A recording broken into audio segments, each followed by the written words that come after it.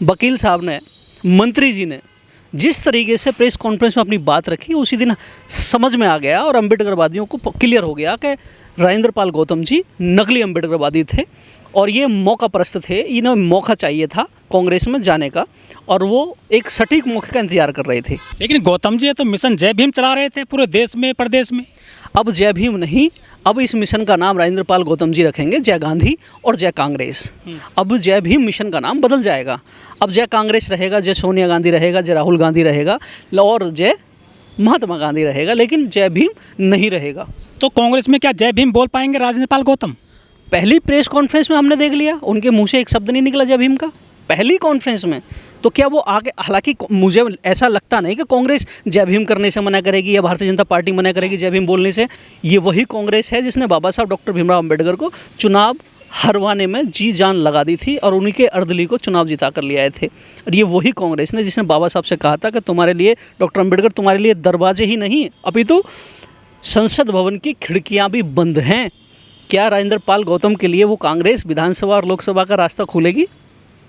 राजेंद्र पाल गौतम जी भटक गए हैं और बहुत बुरी तरह से भटके हैं, इतनी बुरी तरह से भटके हैं कि ऐसे लोगों पर समाज अब भरोसा नहीं करेगा।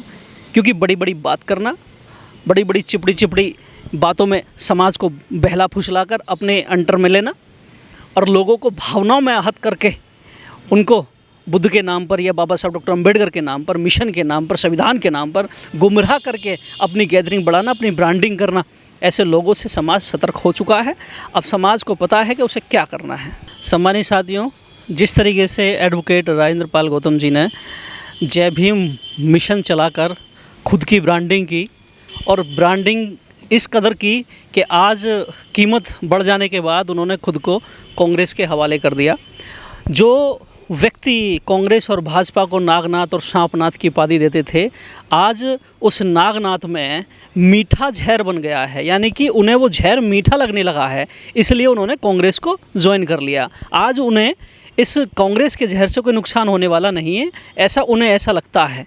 उन्होंने सही मायने में बाबा साहब डॉक्टर भीमराव अम्बेडकर को और उनके अनुयायियों को, जो इन पर आस्थावान थे, जो इनसे सीखते थे, जय भीम मिशन के बहाने से लोग जुड़ रहे थे इनसे, तो इन्होंने बाबा साहब डॉक्टर भीमराव अम्बेडकर और उनके अनुयायियों को धोखा दिया है। ये मिशन के गद्दार व्यक्ति लगे, साबित हुए, मिशन के गद्दार साबित हुए। गौतम जी, एक सवाल ये भी है कि जो कांग्रेस है वो गांधीवादी विचारों से चलती है और जो राजेंद्र पाल गौतम जी है वो तो अम्बेडकरवाद की बात करते हैं, मिशन जय भीम की बात करते हैं। तो अम्बेडकरवाद और गांधीवाद क्या एक साथ चल पाएंगे कांग्रेस में? नहीं, उनका नकली अम्बेडकरवाद था, वो दिख गया जिस दिन उन्होंने ज्वाइन किया। और ज्वाइन करने के समय जब वो प्रेस कॉन्फ्रेंस में वो अपनी बात रख रहे थे, तो ना तो उन्होंने शुरू में जय भीम बोला और ना ही लास्ट में बोला। तो इस बात से ये कुर्ता नीला था उनके पास। लीजिए, इस नीले कुर्ते से तो कुछ नहीं होता। नीला कुर्ता तो बहुत सारे लोग पहनते हैं, ये नीले और पीले से कुछ नहीं होता। मैं ये कहना चाह रहा हूँ, जो आपकी विचारधारा, जो आपके मूल उद्देश्य हैं, उनके साथ समझौता कर आपने खुद की ब्रांडिंग कर आपने आपको वहाँ बेच दिया। लेकिन राजेंद्र पाल गौतम जी बाबा साहब के बनाए संगठन समता सैनिक दल के सिपाही रहे हैं, वो बाबा साहब के बात करते हैं हमेशा।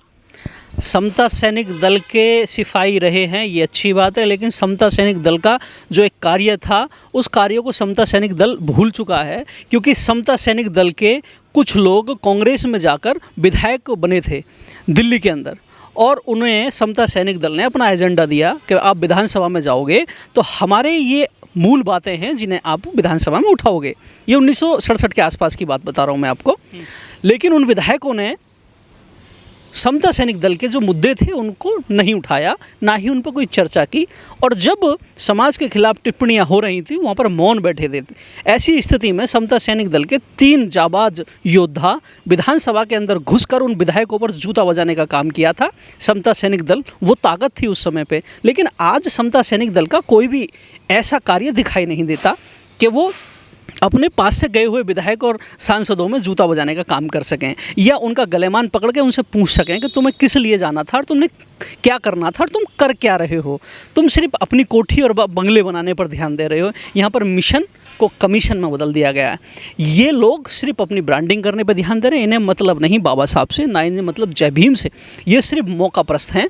इन्हीं लोगों के लिए बाबा साहब ने कहा था कि मुझे पढ़े लिखे लोगों ने धोखा दिया है। ओम भाई, आप पूरे पूरे देश में जाते हैं, सबको कवर करते हैं, आप देख रहे हैं कि मिशन मूवमेंट में सच्ची ईमानदारी से, निष्ठा से और पूरी जोश खरोश के साथ अगर कोई काम कर रहा है तो आज भी कम पढ़ा लिखा और मजदूर वर्ग काम कर रहा है, जिसके घर में अगर वो पूरी तरीके से काम ना कर पाए तो उसके घर में शाम को चूल्हा नहीं जलता। ऐसे लोग मिशन के लिए समर्पित हैं। लेकिन जो लोग पढ़े लिखे, बहुत अच्छे एजुकेटेड हैं, बड़े बड़े पदों पर बैठे हैं, विधायक सांसद बन गए हैं, आज उन्होंने वो मिशन बेच दिया है और अपनी कोठी बंगले खड़े कर लिए हैं। मैं रामनाथ कोविंद जी का एक इंटरव्यू पढ़ रहा था, तो उसमें वो लिख रहे थे कि वो जब अटल बिहारी वाजपेयी कानपुर में एक सभा के दौरान जब रामनाथ कोविंद जी उनसे मुलाकात करने जाते हैं तो रामनाथ कोविंद जी ने जय श्री राम किया अटल बिहारी वाजपेयी से।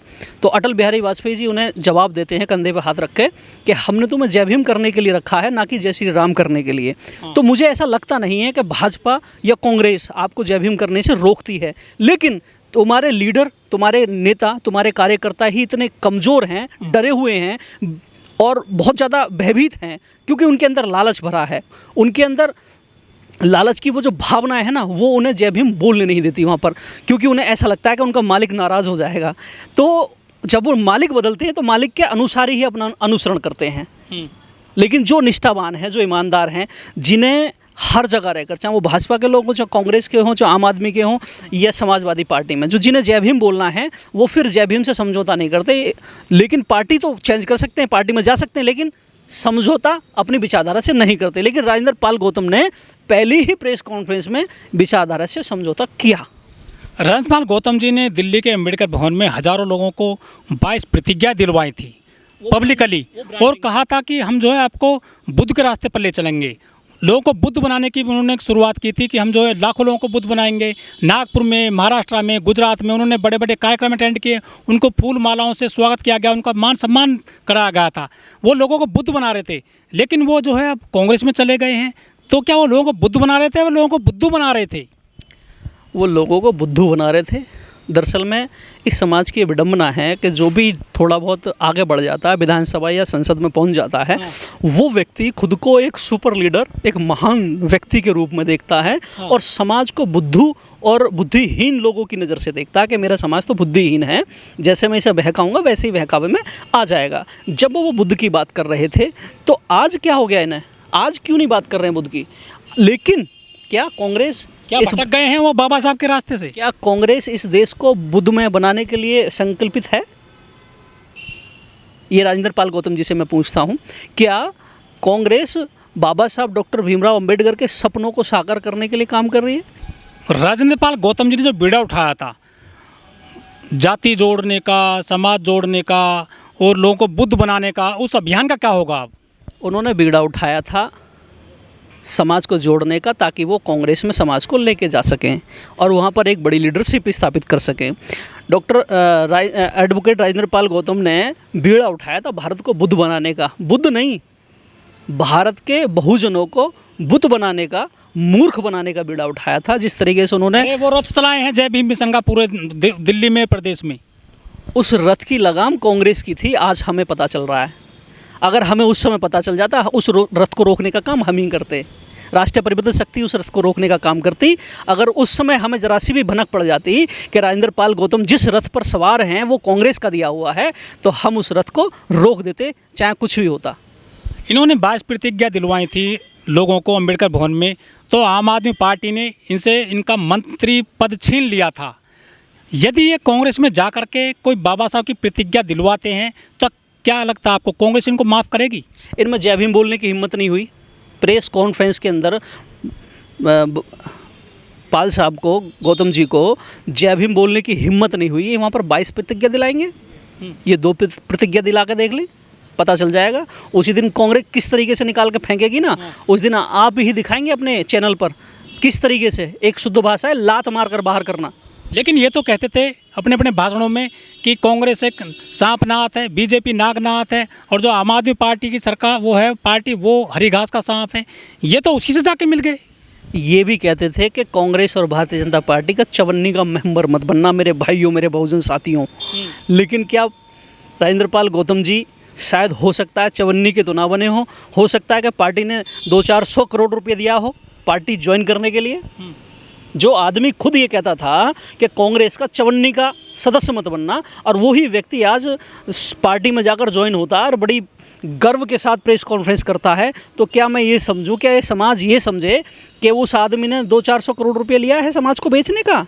जिस आदमी के कंधे पर इतना बड़ा मिशन मूवमेंट था, जिस आदमी के जब पार्टी से निकाला, आम आदमी पार्टी से इन्हें मंत्री पद छीना, तो पूरा समाज एक सुर में इनके साथ खड़ा हो गया था। इन गौतम जी ने इतना भी नहीं सोचा, इतनी भी मतलब लोगों के सम्मान को तहज्जुब नहीं दी इन्होंने कि लोगों से मशवरा कर सकते थे कि कहाँ जाएं कहाँ ना जाएं। आज बहुजन समाज के पास 2 पार्टियां हैं, बहुजन समाज पार्टी है, आज़ाद समाज पार्टी है।